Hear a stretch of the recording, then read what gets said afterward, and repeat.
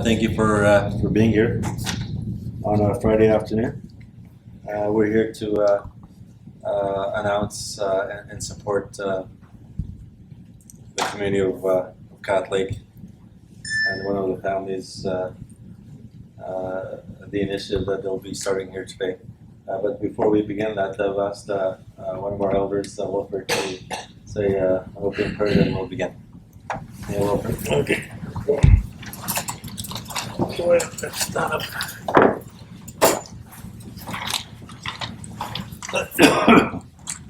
Every important thing that we need to do. We know we have to put the Lord first. So all of you there do your own silent prayer and pray for their journey. But these kids that want to go to the west.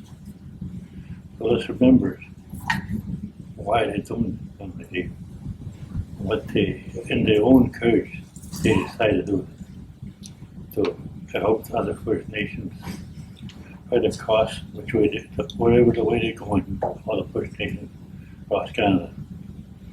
So let's remember them, let's pray on their safety journey. Eventually, get shot, and so he can go to an open to get too much good about my job. If we get married, but the he get one can all. You read your thought, and you wait, get one master over me, and you're going to spend a minute, I would better me. May you push me over in Jesus' name. Amen. Before we start, I just want to introduce the people here in the front. To my left is Chief Russell Wesley from Cat Lake First Station. Sitting next to him is Joyce Wesley and the elder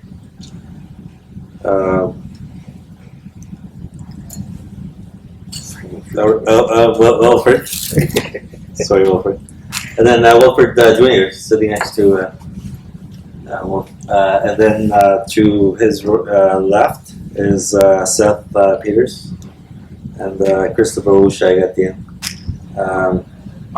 Joyce is the mother to Wilfred Jr. and Seth Peters. They're here today to announce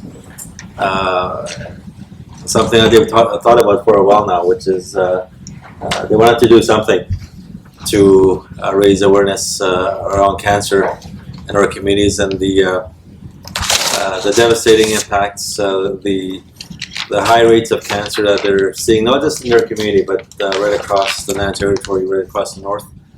And they met amongst themselves, they met with their community, and what they've decided to do is to do a walk starting today from here in Thunder Bay to Vancouver, BC, and that's a distance of about 3,000. They mapped it out. It's roughly 3,025 kilometers that they'll be walking. They want to do it in relays amongst the family, amongst themselves, and it's going to be a very difficult journey for them. Last summer, my family and I we drove to BC. It took us about 4 days just to make that journey by car, and they're here to tell you why they're doing it, why they made that decision to make this very difficult journey from Thunder Bay to Vancouver. But at this time, I'll turn it over to Chief Russell Wesley to make some comments, and then I'll turn it over to the family. I would rather defer the initial comments to Joyce, who's taken the initiative to raise awareness about First Nation cancer issues and deficiencies around cancer prevention and awareness and so forth. So I'll let her speak on the issue. Thank you. I, Joyce Wesley Peters from Cat Lake First Nation, felt and recognized that First Nation people don't get the proper health care that they need once they are diagnosed with cancer. Sometimes when First Nation people are diagnosed with cancer, it's too late before they can get the treatment. sometimes when First Nation people are diagnosed with cancer, they only get chemotherapy maybe 3 times a year. And here in the larger populated areas like Thunder Bay, Toronto, and Ottawa, they get chemotherapy 3 times a week. And as First Nation people, we don't have the proper healthcare treatment. Even if to bring awareness to our First Nation people, just not in Ontario, but across Canada, that we need better healthcare for First Nation people. Such as, even if we brought a health clinic to Solcott, but the government doesn't look at Solcott as a big populated area. They just look at it as a 5,000 populated area. But what they don't recognize is that 26 fly-in communities depend on Solcott for healthcare. And such as Manitoba, they look at the PAW as the closest healthcare clinic that they need. See, if we had bring awareness to bring health clinics to the PAW, Solcott, and Nunavut areas where they need health care for cancer patients, it wouldn't only benefit First Nations, it would also benefit the people that live in those urban communities. Because cancer knows no race, no gender, or no age. Once cancer hits a family, it affects the community, and it's becoming effective to all Canadian citizens in Canada. So in the long run, if we do bring cancer clinics to these small communities like Solcott, it would also cut down the costs in healthcare in the long run. Because it's really costly when you go to Thunder Bay and Toronto and Winnipeg, when you go for your MRI, chemotherapy, and all the other things they do with cancer patients. So it's trying to bring awareness to First Nation people that we need better health care in our communities. And by the time First Nation people are diagnosed, it's often too late. And too many times I've seen this in our communities, not just Catholic, not just in Ontario, but right across Canada.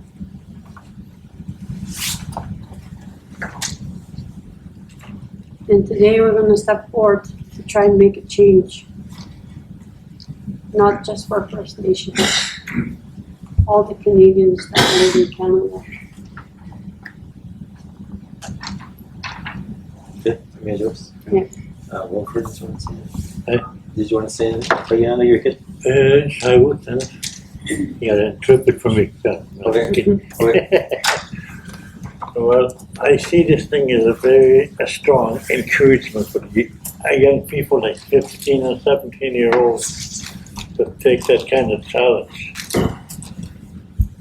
Because the way they view it, like Joyce said, it's not only for Aboriginal, it's also for non-Aboriginal. Municipalities, small towns are suffering as just as much as our community sometimes because they don't have the proper facility to do a proper Medicare.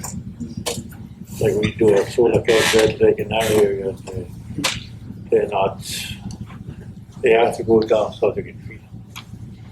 So this is one of the things the young boys decide to. But take a challenge, see what they can do, what's any changes that they can try to make with the society of the Northern Ontario, Northern Manitoba, right across Canada, to bring the awareness that Medicare is needed for everybody, not just the rich people. So everybody deserves something to have freedom of health. So that's what I really support to young folks. See how far they're going to go with it. I have faith in them, they're going to make it. So we have to have faith with them. They want to do it for us. And that's what I say for them, young people. These are my grandsons. And so let's not put your hands straight through and go forward. Okay, that's all I say. Thank you very much. We got Wilfred. I just want to speak a little bit on the realities of cancer and how it affects isolated communities like mine, and the services that certain providers provide, such as Health Canada. As of today, my community has 7 persons with cancer. A few of them are in remission, a few are still battling it, but there are 7 community members, and this is just Cat Lake, a community of 800 people. 10 have died from the disease, and the most recent one that I want to mention is a case of late diagnosis, improper diagnosis, and by the time the person was properly diagnosed, the cancer, a rare cancer called multiple myeloma, had grown to the size of a baseball, and all we could do was provide palliative care for the remainder of that person's life. These are some of the issues that need to be that Canada and people in general have to be aware of, that affect First Nations that are geographically isolated. There are a lot of issues that make that cancer rate go up, and part of that failure is the current system that's in place with Health Canada. We have problems with non-insured patients being penalized for missing appointments for valid reasons or various reasons. Those types of issues contribute to that cancer rate, and people have to be aware of these issues. I know our organizations such as NAN are currently providing certain programming to raise cancer awareness and cancer prevention and so forth, but more needs to be done on that issue to prevent unnecessary deaths of First Nations people.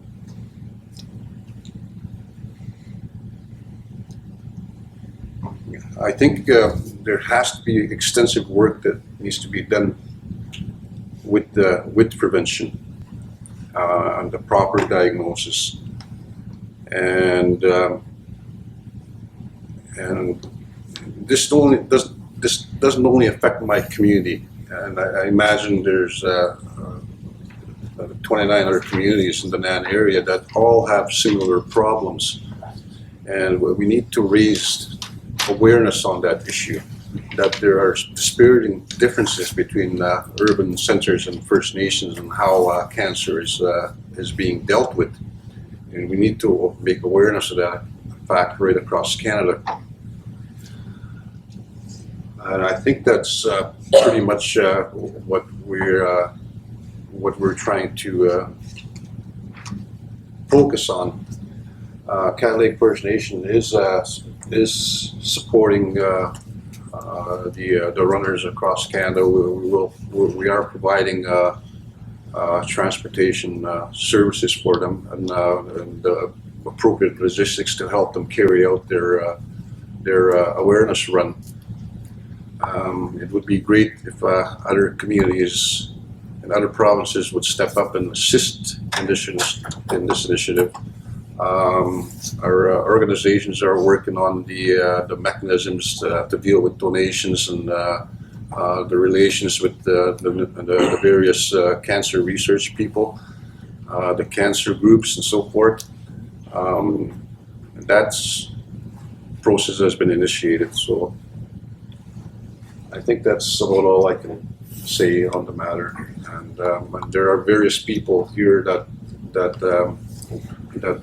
will carry on the necessary work to make this happen to completion. Okay, you got Chief.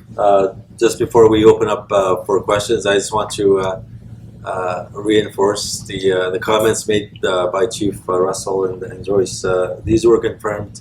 The issues that they're raising were confirmed by the Auditor General of Canada in the report that was released in May, just a month and a half ago, in Ottawa, where they talked about the lack of clinical and client care on reserve, the lack of access to non-insured health benefits, and I think just to reinforce what they said, a couple of days before that report was released, there was one of the family doctors from one of our communities in Webquay referred, I think, 37 women from that community to go out to be flown out for breast screening. But some cleric in Solicote issued a denial to that referral.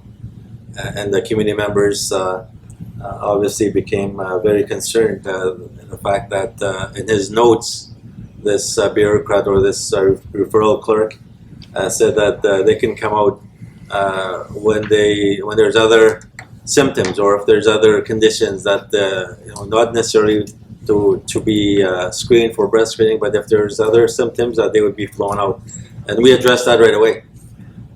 We addressed that with Health Canada, that they can no longer deny our community members to these types of services where both Chief and Joyce talked about the importance of early diagnosis, of testing, of screening to prevent our people from dying, which is sadly been the case in many of our communities, that because of the late stages in getting diagnosed, it's very difficult for effective treatment to happen. And I think that's so very important with the work that they're doing, is to raise those types of issues, to raise awareness on those things, so that hopefully the government can begin to listen to what the communities are doing or saying, but also to listen to the Auditor General and to fully implement the recommendations that were contained in that report that was released in May. So if there's any questions?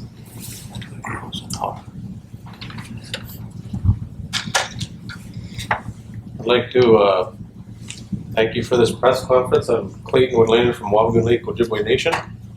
I'm a counselor, and I'm going to pledge $1,000 to your endeavor right now. And, I'll get the names and how to orchestrate that donation to you. And it's a very important issue, and cancer has stricken our community in the past. And I applaud your endeavor.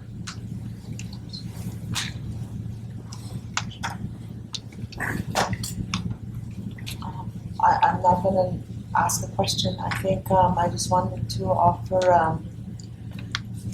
some blessings to the mom and the young ones that are going to be going off on a journey to raise the awareness on the plight of our people when it comes to cancer. I think it's, I truly believe that when our young ones put their foot on the land to carry out the message, it changes the landscape of whatever issue we put out to create awareness or to take action.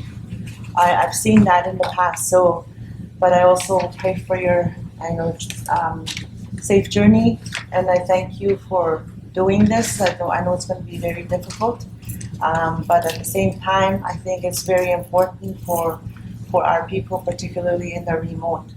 I'm aware of situations where there's been late diagnosis of our own people in various communities where it could have been preventable, but because I don't know, there's various systems that are out there triaging patients and whatnot, and why they're not referred to a facility where they can be better diagnosed. There's always a cost associated through non-insured approvals and whatnot. So those are very legitimate concerns that are being talked about here today, and as a result, we see our people dying because of that either late diagnosis or lack of diagnosis, and by the time they diagnose, it's too late for them. And the other thing that I wanted to bring up, and it didn't get brought up here, is the disconnection between family members. If a person is in such state where they're in palliative care, well, they're not able to go back to be in a facility where they can be in a palliative care amongst family members. A lot of the family members have to be brought out and be housed in urban centers, and therefore there's a disconnection for that person with the last respects that they deserve. If that's where they're in, it does not happen for them. So I just wanted to bring that out. Also, that's also a huge concern for our communities when it comes to costs, because it costs people, it costs the communities to fly in and we have large family members in our communities. So thank you very much for doing this, and as Clayton said, he's going to pledge. I will definitely bring it to my leadership that I work with through the Tribal Council to what we can offer, because cancer is, like you said, universal. It's not just specific communities. So we will make a donation also. Right?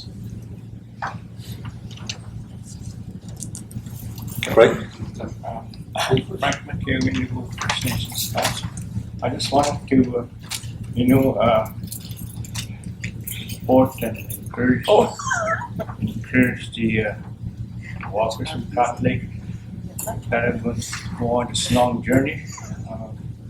Also, given that they have a safe journey, as the Creator for them to have a safe journey across this long trip for them, and that there'll be a lot of resources that will be required to be able to complete your journey. And I know this initiative that you guys have taken, it takes real courage to give yourself the time and effort to be able to provide the support and recognition that this disease causes our people in the north.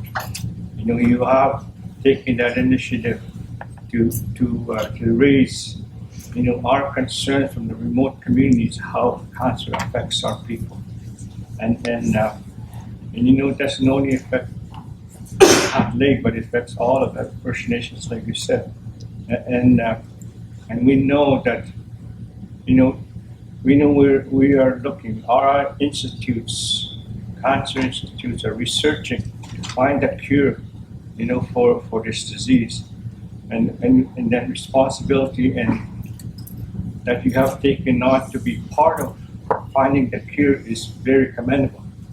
It's a very courageous effort for you to take that undertaking. That we First Nation people also want to be part of finding that cure for cancer, to also to provide prevention and education that's required to be able to how do we handle these diseases that affect our people in the north, and how it can help our people. And us from Windigo First Nation Council, our Chiefs Council, want to give as much support as we can from the resources that we have to ensure that we have a good journey, safe journey on this journey that you have undertaken. Thank you.